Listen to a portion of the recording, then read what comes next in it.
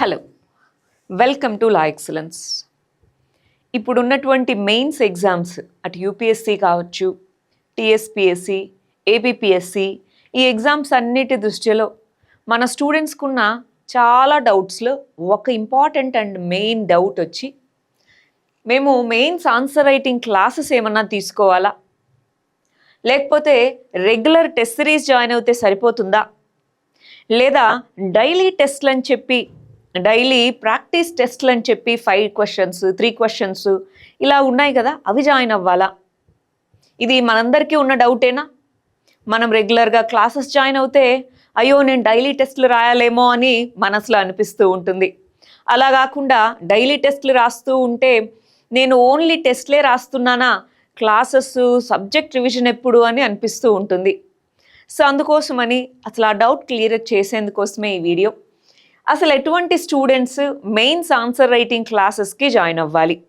Mains answer writing క్లాసెస్లో ఒక subject తీసుకుంటే ఆ సబ్జెక్ట్ వైజ్గా, ఫర్ ఎగ్జాంపుల్ పాలిటీ అనుకుంటే పాలిటీలో కొన్ని క్వశ్చన్స్ తీసుకొని ఇదిగో ఇందులో ఇంట్రొడక్షన్ ఇలా రాయాలి, బాడీ ఆఫ్ ది ఆన్సర్ ఇలా రాయాలి, కంక్లూజన్ ఇలా రాయాలి అని చెప్తూ ఉంటారు. అది ఎవరికి అవసరము? ఫస్ట్ టైం మెయిన్స్ రాస్తూ ఇంతకుముందు మెయిన్స్ మీద అవగాహన లేకుండా, చాలా కొద్ది టైమే ఉంది, మనం సరిగా రివిజన్ చేయలేదు, ఈ టైంలో మనకి అటు రివిజన్తో పాటు అసలు ఆన్సర్ రైటింగ్ మనకు ముందు ఐడియా లేదు కాబట్టి ఇప్పుడు నేర్చుకుంటే బాగుంటుంది అనుకున్న వాళ్ళకి ఇది బాగుంటుంది. అదే రెగ్యులర్ టెస్ట్ సిరీస్ అంటే ఎలాగా, వీక్లీ ఒక టెస్ట్ ఉంటుంది సబ్జెక్ట్ వైజ్గా, ఆ తర్వాత ఫైనల్గా క్యుములేటివ్ టెస్ట్లు ఉంటాయి. అది ఎలాంటి వారికి సెట్ అవుతుంది? ఆల్రెడీ కొంత ఐడియా ఉంది మెయిన్స్ ఆన్సర్ రైటింగ్ పైన, ఎంతో కొంత ముందుగా ప్రాక్టీస్ చేసుంటారు, ఇంకిప్పుడు ఎగ్జామ్ దగ్గరలో ఉన్నప్పుడు ఈ 2 months లేదా 3 months టెస్ట్లు రాసుకుంటూ ఆల్రెడీ కొంత రివిజన్ కూడా చేస్తున్న వాళ్ళకైతే ఈ విధమైన రెగ్యులర్ టెస్ట్ సిరీస్ సెట్ అవుతుంది. ఆ తర్వాత డైలీ టెస్ట్ ఈ రెండిటి కాంబినేషన్లో కూడా ఇప్పుడు మనకు ఉన్నాయి.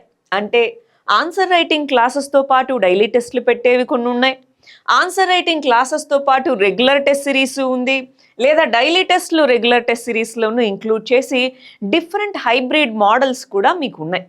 సో వాటిలో ఏది డిసైడ్ అవ్వాలి అంటే డైలీ టెస్ట్లు కూడా ఉపయోగపడతాయి. ఎలాంటప్పుడు, లేటెస్టే నేను హిస్టరీలో ఒక 2 టాపిక్స్ రివిజన్ చేస్తున్నాను అనుకోండి, దాని మీద ఒక 2-3 క్వశ్చన్స్ నేను రాశానంటే ఆ టాపిక్ మీద నాకు క్లారిటీ వస్తుంది, ఆ ఆన్సర్ రైటింగ్ ప్రాక్టీస్ కూడా కంప్లీట్ అవుతుంది.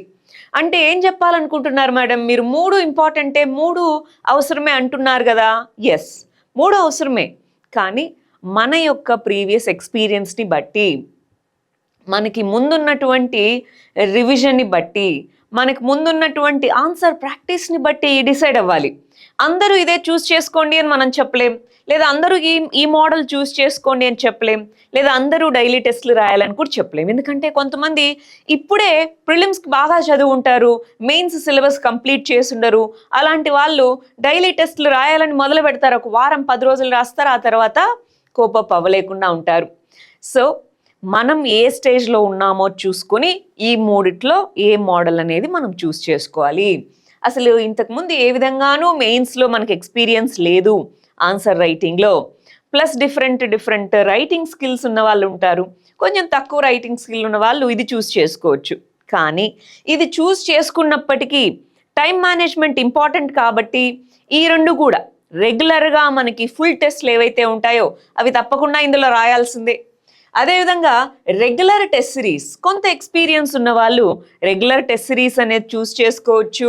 అలా కాకుండా డైలీ మాకు మోటివేషన్ ఉండాలి, ఖచ్చితంగా నేను ఏదో ఒక టెస్ట్ ఉందంటేనే చదువుతాను, లేదా నాకు ప్రస్తుతానికి ఆన్సర్ రైటింగ్ స్కిల్ సరిగా లేదు, నేను చాలా ఇంప్రూవ్ అవ్వాలి అని మనకు తెలుస్తుంది, మనం ఆనెస్ట్గా మనల్ని రివ్యూ చేసుకుంటే మనకు తెలుస్తుంది.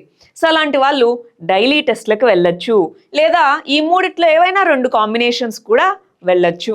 అందరికీ ఒకటే మోడల్ సూట్ కాకపోవచ్చు, మన యొక్క పరిస్థితిని బట్టి మనం దాన్ని చూస్ చేసుకుందాం. కానీ ఫైనల్గా ఒకటి ఏంటి అంటే ఆన్సర్ రైటింగ్లో ప్రాక్టికల్గా ఉండాలి. అక్కడేదో 10కి 5 మార్కులు వచ్చాయి, 6 మార్కులు వచ్చాయని మనం బ్రహ్మాండంగా రాస్తున్నట్టు కాదు, లేదా 10కి 2 వచ్చాయి టెస్ట్లో అంటే మనం అసలు దేనికి పనికిరాము అని కాదు. టెస్ట్లు ఎన్ని రాస్తున్నాము, ప్రతిరోజు రాస్తున్నామా, వారానికి ఒకటి రాస్తున్నామా అని కాదు, నేను ఈ వారానికి నెక్స్ట్ వారానికి నాలో ఇంప్రూవ్మెంట్ ఏంటి, ఈ రోజుటికి రేపటికి నాలో ఇంప్రూవ్మెంట్ ఏంటి అనేది ఇంపార్టెంట్. మరి టెస్ట్లలో ఎప్పుడు ఇంప్రూవ్మెంట్ వస్తుంది? సబ్జెక్ట్ మీద మంచి గ్రిప్ వచ్చినప్పుడు, ముందు ప్రీవియస్ టెస్ట్ యొక్క ఫీడ్బ్యాక్ని ఇన్కల్కేట్ చేసుకొని మన ఆన్సర్ రైటింగ్లో మనం డెవలప్ చేసుకున్నప్పుడు. ఈ రెండు ఇంపార్టెంట్. సబ్జెక్ట్ చదవకుండా టెస్ట్లు రాస్తూ ఉంటే ఎప్పటికీ క్వాలిటీ రాదు. ఒక పేపర్లో వచ్చిన ఫీడ్బ్యాక్ని రెండో పేపర్లో ఇంప్లిమెంట్ చేయగలిగితేనే ఏ టెస్ట్లు అయినా ఏ క్లాసెస్ అయినా మనకి యూజ్ అయ్యేది. సో మీరు ప్రస్తుతం ఉన్న పరిస్థితిని బట్టి మూడిట్లో ఏదో ఒకటి చూస్ చేసుకోండి. కానీ బాగా టాపిక్ని చదవడం, రివిజన్ చేయడము, ఫీడ్బ్యాక్ని బేస్ చేసుకొని ఇంప్రూవ్మెంట్ చేయడం, ఈ రెండు అయితే తప్పనిసరి అని అందరూ గుర్తుంచుకోవాలి.